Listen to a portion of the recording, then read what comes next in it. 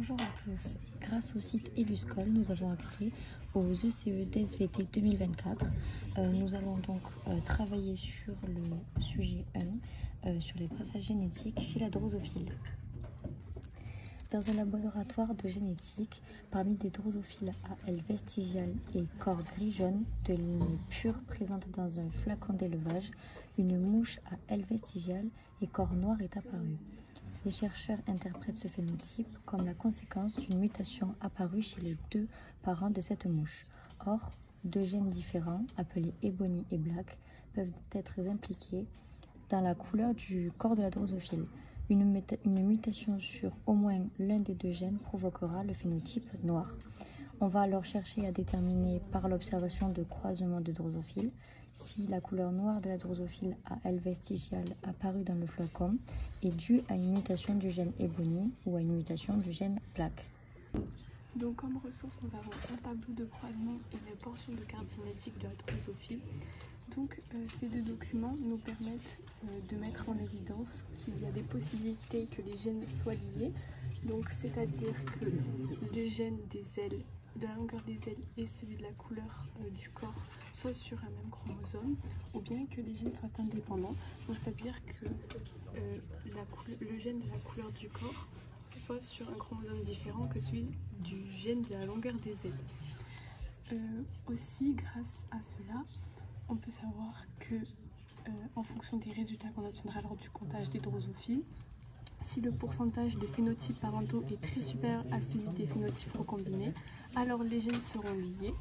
Et donc, grâce à cela, on peut savoir que la mutation viendra du gène corps noir black.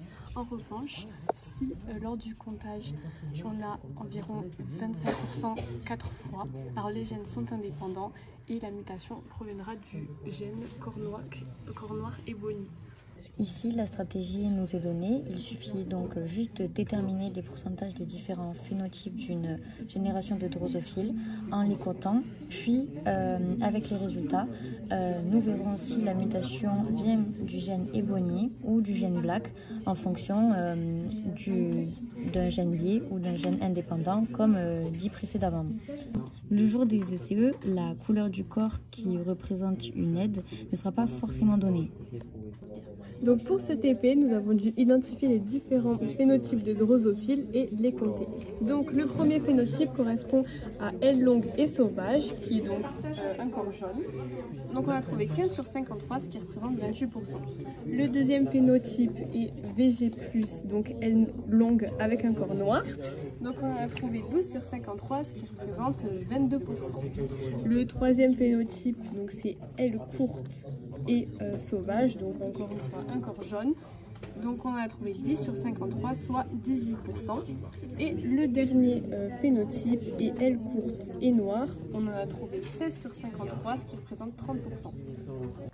Lors des ECE, nous devons donc présenter nos résultats et nous avons donc décidé de faire un tableau d'un test cross. Nous avons donc croisé la génération F1 qu'on voit juste ici et un double récessif, donc aile courte et corps noir.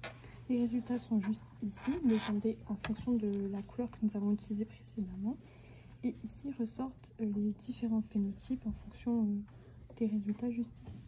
La stratégie de communication est donc on retrouve 25% 4 fois, ce qui veut dire que les gènes sont donc indépendants et donc la mutation provient du gène Ebony. Dans cette CE, la stratégie nous est donnée. Une ressource complémentaire nous sera alors distribuée.